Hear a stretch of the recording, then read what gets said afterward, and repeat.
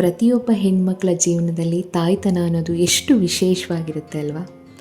9 ತಿಂಗಳವರೆಗೂ ಒಂದು face of journey ಆದರೆ ಮಗು ಹುಟ್ಟಿದ ಮೇಲೆ ಇನ್ನೊಂದು ಹೊಸ ಜರ್ನಿನೇ ಶುರುವಾಗುತ್ತೆ.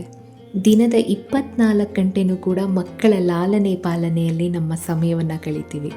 ಇದರ ಜೊತೆಗೆ ಆ ದೇವರು ಪ್ರತಿಯೊಬ್ಬ ತಾಯಂದಿರಿಗೂ ಕೊಟ್ಟಿರುವಂತಹ ವಿಶೇಷವಾದಂಥ ವರ ಅಂದರೆ ಬೆಸ್ಟ್ ಫೀಡಿಂಗ್. ಈ ಒಂದು ಸಮಯ ತುಂಬಾ ವಿಶೇಷವಾಗಿರುತ್ತೆ. ಆ್ಯಂಡ್ ಅಫ್ಕೋರ್ಸ್ ಕೆಲವೊಂದು ಹೆಣ್ಮಕ್ಳಿಗೆ ತುಂಬ ಹಾರ್ಡ್ ಆಗಿರುತ್ತೆ, ಯಾಕಂದರೆ ಎಲ್ಲರ ಆರೋಗ್ಯ ಒಂದೇ ರೀತಿ ಇರಲ್ಲ. ಸೊ ಯಾಕೆ ಇವಾಗ ಇದನ್ನೆಲ್ಲ ಹೇಳ್ತಾ ಇದ್ದೀನಿ ಅಂದರೆ, ಇವನು ನನ್ನ ಮಗ, ಇವಾಗ ಅವನಿಗೆ 2 ವರ್ಷ 2 ತಿಂಗಳಾಗಿದೆ. ಸೊ ನಾನು ಅವನಿಗೆ 2 ವರ್ಷದವರೆಗೂ ಫೀಡ್ ಮಾಡಬೇಕು ಅಂತ ಹೇಳಿ ಇವತ್ತಿಲ್ಲ, ನಾನು ಯಾವಾಗ ಪ್ರೆಗ್ನೆಂಟ್ ಆದೆ ಅವಾಗಿಂದನೇ ನಾನು ಮೆಂಟಲಿ ಪ್ರಿಪೇರ್ ಆಗಿದ್ದೆ.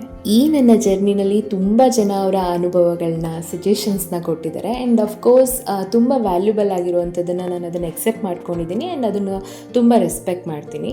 ಸ್ಪೆಷಲಿ ನನ್ನ ಈ ಬ್ರೆಸ್ಟ್ ಫೀಡಿಂಗ್ ಟಾಪಿಕ್ ಏನು ಬರುತ್ತೆ, ನಂಗೆ ತುಂಬ ಜನ ಹೇಳೋರು, ಮಗುಗೆ 2 ವರ್ಷ ಆಗ್ತಾ ಬರ್ತಿದೆ, ಇನ್ನೂ ಫೀಡ್ ಮಾಡ್ತಿದ್ಯಾ, ನಿನ್ನ ಮಗ ಅದಕ್ಕೆ ಸಣ್ಣ ಇದ್ದಾನೆ, ಇನ್ನೂ ಹಾಲು ಬಿಡಿಸಿಲ್ಲ, ಅವ್ನು ಸರಿಯಾಗಿ ಊಟ ತಿನ್ನಲ್ಲ, ಫಸ್ಟ್ ನೀನು ಫೀಡಿಂಗ್ನ ಸ್ಟಾಪ್ ಮಾಡು, 1.5 ವರ್ಷ ಕುಡಿಸಿದ್ರೆ ಮಕ್ಕಳಿಗೆ ಸಾಕು, ಈ ಥರ ಎಲ್ಲ ಹೇಳ್ತಾಯಿದ್ರು.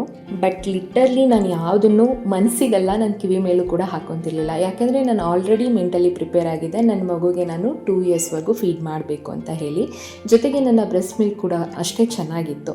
ಸೊ ಫೈನಲಿ ಇವಾಗ ಅವನಿಗೆ 2 ಇಯರ್ಸ್ ಕಂಪ್ಲೀಟ್ ಆಗಿದೆ.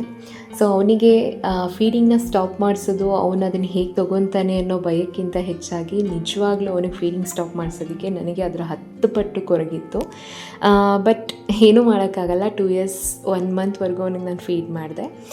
1 ಮಂತ್ ಯಾಕೆ ಅಂತ ಅಂದರೆ, ಅವ್ನ ಬರ್ತ್ಡೇ ಬಂತು, ಜೊತೆಗೆ ಸ್ವಲ್ಪ ಅವನಿಗೆ ಜ್ವರ ಇದ್ದ ಕಾರಣ ಮಗು ಎಲ್ಲ ಅರ್ಥ ಆಗುತ್ತೆ, ಅವನಿಗೆ ಸ್ವಲ್ಪ ಕೊರಗು ಬಿಡ್ತಾನೆ, ಇನ್ನೂ ಸ್ವಲ್ಪ ಹೆಲ್ತ್ ಅಪ್ಸೆಟ್ ಆಗುತ್ತೆ ಅಂಥೇಳಿ 1 ಮಂತ್ ಎಕ್ಸ್ಟೆಂಡ್ ಆಯಿತು.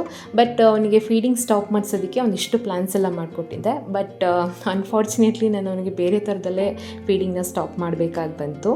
ಬಟ್ ಅನ್ಫಾರ್ಚುನೇಟ್ಲಿ ನಾನು ಹಾಸ್ಪಿಟಲೈಸ್ ಆದೆ.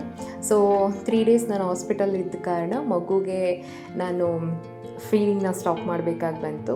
ಫೈನಲಿ ಮಗು ಹೇಗೋ ಫೀಡಿಂಗ್ ಸ್ಟಾಪ್ ಮಾಡಾಯಿತು, ಮರೆತುಬಿಟ್ಟಿರ್ತಾನೆ ಅಂದ್ಕೊಂಡೆ. ಬಟ್ ನಾನು ಹಾಸ್ಪಿಟಲಿಂದ ಬಂದ ತಕ್ಷಣ ಎಗೈನ್ ಅವನು ಹಾಲು ಕೊಡೋದಕ್ಕೋಸ್ಕರ ಸಿಕ್ಕಾಬಟ್ಟೆ ಸ್ವಲ್ಪ ಹಠ ಮಾಡ್ತಾ ಇದ್ದ. ಹಾಗಂತ ಈ ನನ್ನ ಜರ್ನಿ ಅಷ್ಟು ಈಸಿಯಾಗೂ ಇರಲಿಲ್ಲ. ಓವರ್ನೈಟ್ ಎದ್ದಿರ್ತಾ ಇದ್ದೆ, ರಾತ್ರಿ ಎಲ್ಲ ಸಕ್ ಮಾಡ್ತಾ ಇದ್ದ. ಆ್ಯಂಡ್ ಅವ್ನಿಗೆ ಹಲ್ಲು ಬಂದಾಗಿಂದನೂ ನನಗೆ ಬೈಟ್ ಮಾಡ್ತಾಯಿದ್ದ. ಆಲ್ಮೋಸ್ಟ್ 2 ಇಯರ್ಸ್ ಆಗ್ತಾ ಬರ್ತಿದ್ದೆ ನಾನು ಕರೆಕ್ಟಾಗಿ ನಿದ್ದೆ ಮಾಡಿ.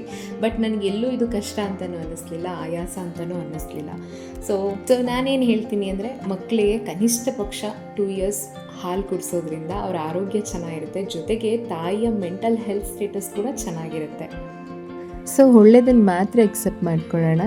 ಆ್ಯಂಡ್ ಮೋರ್ ಎವರ್ ಅವ್ನು ತುಂಬ ಹೆಲ್ದಿ ಆಗಿದ್ದಾನೆ ಆ್ಯಂಡ್ ವೆರಿ ಆ್ಯಕ್ಟಿವ್ ಕಿಡ್. ಅವ್ನ ಮೈಲ್ ಸ್ಟೋನ್ಸ್ ಎಲ್ಲ ತುಂಬಾ ಚೆನ್ನಾಗಿದೆ. ಸೊ ತಲೆ ಹಿಡಿಸ್ಕೊಳ್ಳೋಕೆ ಹೋಗಬಾರ್ದು.